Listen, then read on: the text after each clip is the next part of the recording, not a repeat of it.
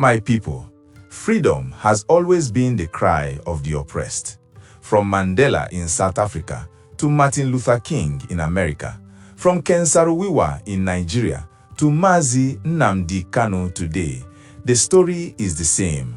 Courage rises, truth speaks, and chains break. They may jail the body, but they cannot jail the dream. They may silence a leader, but they cannot silence a generation.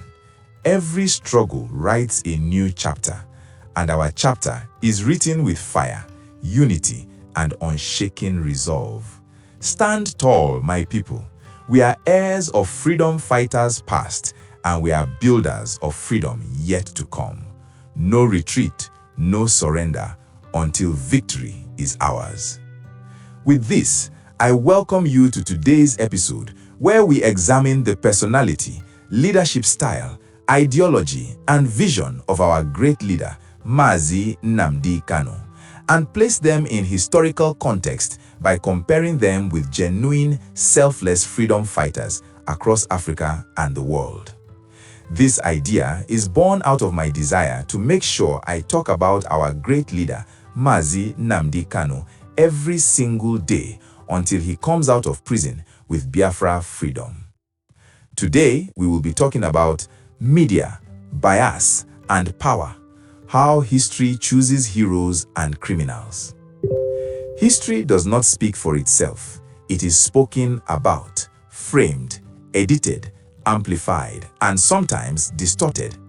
At the center of this process lies the media, both formal and informal, deciding whose voice is heard, whose struggle is legitimized, and whose resistance is criminalized.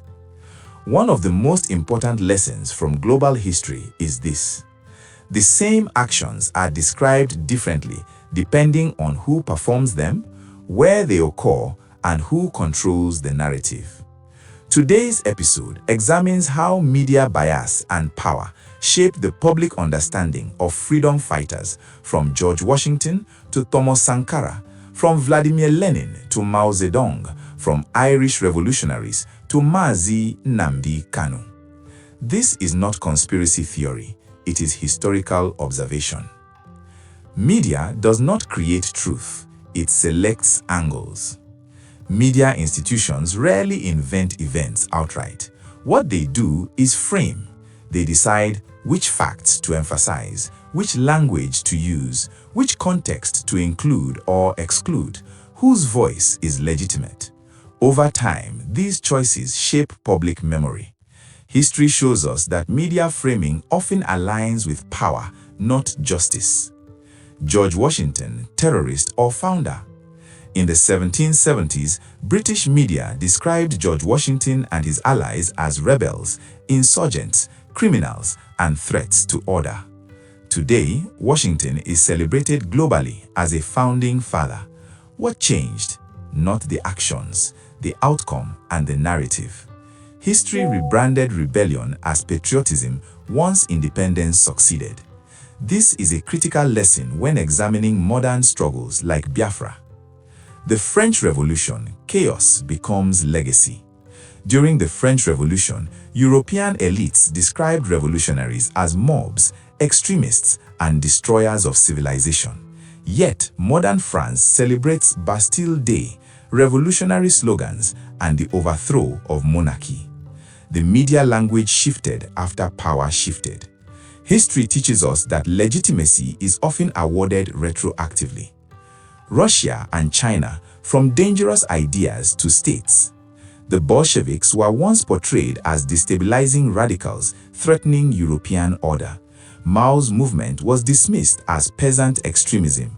Yet today, Russia exists partly because of that revolution. China is a global power born from its own. Media narratives transformed revolutionary leaders into state founders once success became undeniable.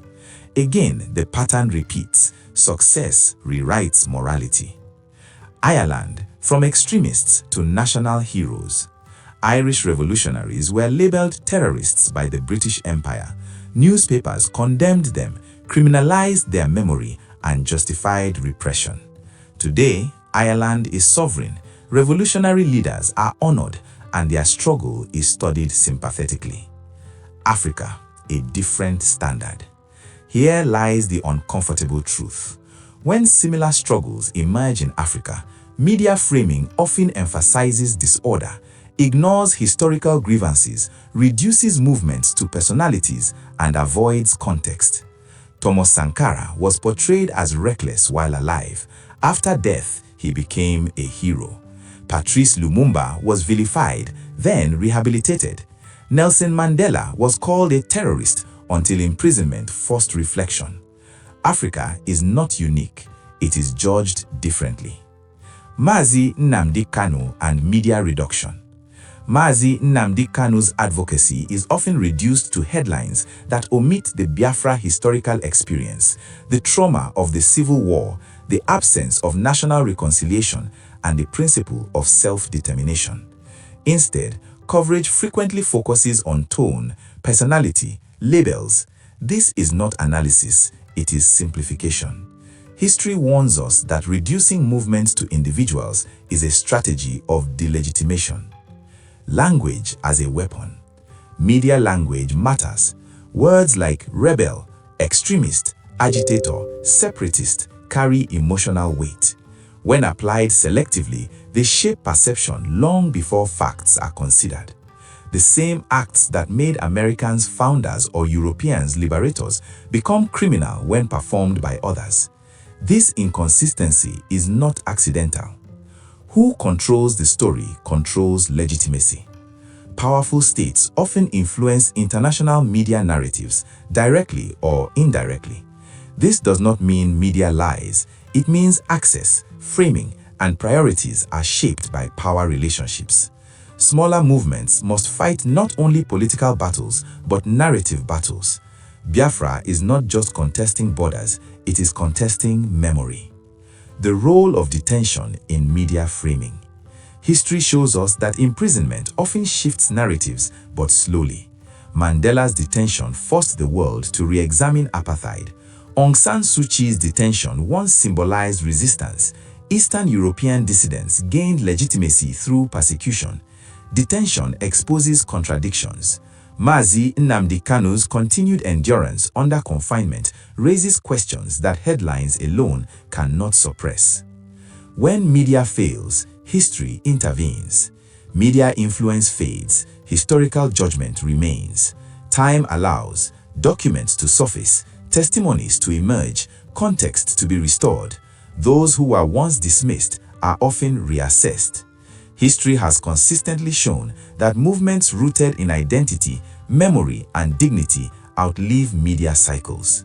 Responsible consumption of narratives. This episode is not a call to reject media. It is a call to read critically. Ask, who benefits from this framing? What context is missing? Whose voice is absent? How would this be described elsewhere? Critical thinking is a form of intellectual freedom. Biafra as a test case for media fairness. Biafra challenges the global media to apply consistent standards. If self-determination is noble in America, Europe, and Asia, then it deserves honest analysis everywhere. Selective sympathy weakens credibility. Conclusion: history is a longer conversation. Media speaks loudly but briefly. History speaks slowly but permanently. Those who are dismissed today may be understood tomorrow. Those who are ignored may define the future. Mazi Nnamdi Kanu's sacrifice exists within a long tradition of figures whose stories were inconvenient before they were inevitable. We close with this reflection. If history repeatedly overturns media narratives about freedom fighters, should we not examine today's labels with humility? Stay tuned and see you on the next episode. But before you go, please help me say a word of prayer for our great leader, Mazi Nnamdi Kanu, in the comment section.